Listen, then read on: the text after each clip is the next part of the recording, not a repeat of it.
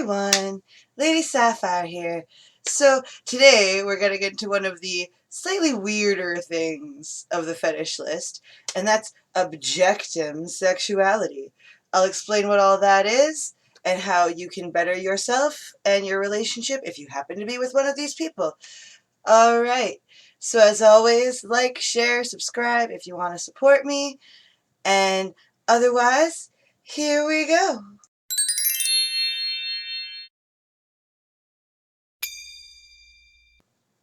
So, objectum sexuality. Sounds kind of weird.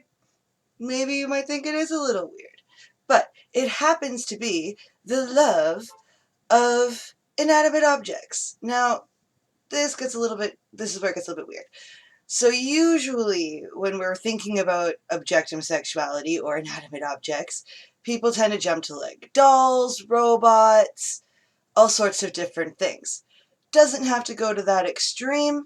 It can, doesn't have to. The other side can also be falling for things like cars or amusement park rides. You might see things like this in My Strange Addiction. There's some great examples of people like this that just fall in love with an inanimate object. And it all comes down to brain chemistry. As I've said before in my attraction videos, everything comes down to the brain's way of deciphering things. So when we're talking about people who fall in love with objects, typically they're people that might not get along well with real people. They might not have the ability to empathize with other people. They might lack the ability just to relate to other people.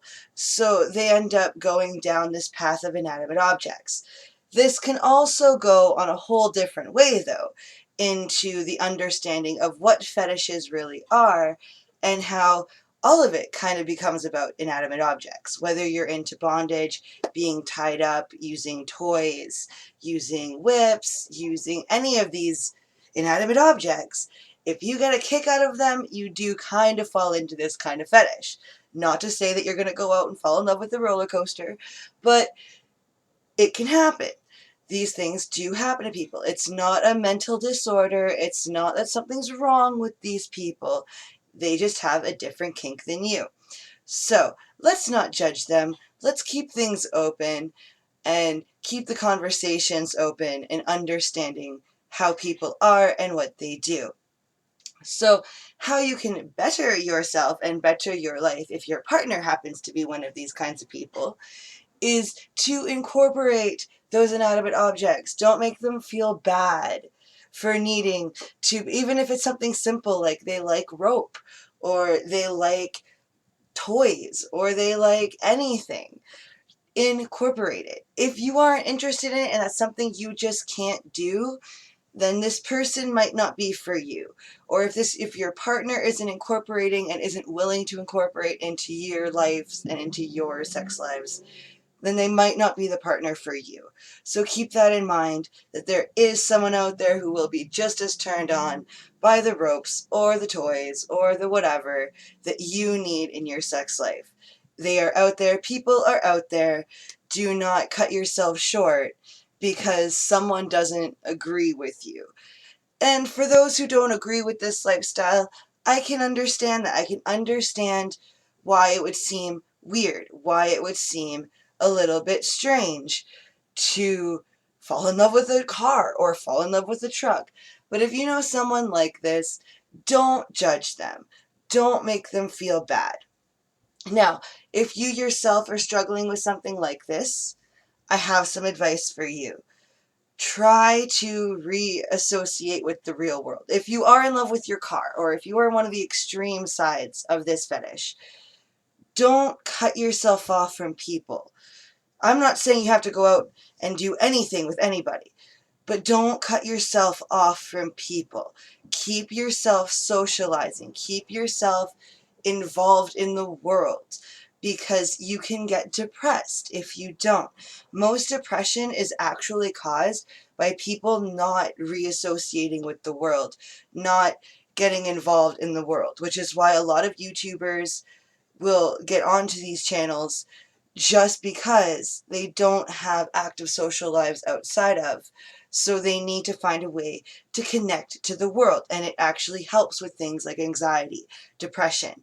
So whatever you need to do, like, you don't have to go anywhere, you don't have to do anything, but just reassociate yourself with the world in whatever way you feel comfortable. However you want to be, reassociate. If that means that if you are in love with cars and you want to go to car shows, don't be afraid to talk to people. If you want to go, if you're interested in amusement park rides, go to the amusement park. Go talk to people while you're visiting your roller coaster lover. Do what you have to do to keep yourself involved in life. Don't lose focus on that. And on the lesser side, I do have some quick advice. I forgot to mention this with the partners aspect.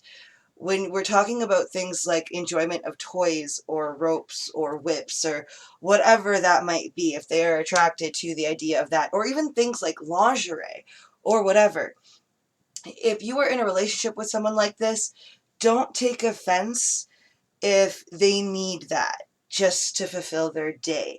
Don't think that there's something wrong with you because they're asking you to do something for them with an object. That has nothing to do with you. It does not make you a lesser than lover. As always, be so grateful that they are willing to bring you into their circle and bring you into their life, because if they didn't want you there, they wouldn't have asked you in the first place. And if they had a problem with you, they wouldn't be in that relationship with you in the first place. So don't take offense to that. Even if it's like a doll or whatever. If you have someone who is in love with their doll, don't take offense. They still care for you. If you are there and you are in their lives, of course they love you. But they might need to get off with the help of the doll too. That has nothing to do with you. It's all about them in their minds, not about you. It's the same thing when you're dealing with fantasy kinksters or many other things. Do not think that because they're asking you to do something that has, even if it's they want you involved in the room while they're using their doll or whatever, embrace it. Let them be who they are, and you will have a much more exciting sex life in the long run, because if you allow them to be who they are and they allow you to be who you are, you guys can actually reach a fulfillment within your own sexuality. So keep that in mind when you meet people. If they happen to be a little bit weird in your opinion and they happen to think differently than you, that's okay. This world is rotated by the fact that we have different ideas and different things. That is what makes this world go round. That is what makes it exciting to walk out your door and meet people, is that you will meet a different personality, a different idea, a different theology with every person you meet. And that is exciting. Embrace that. Don't make people feel bad for being different or thinking differently than you do. So with that, I'm going to say I share my love to y'all, share your love to your people, and everyone just be nice to each other, respect each other, and I hope that I've taught you something. If not, I hope you enjoyed the video anyway, and good night, guys.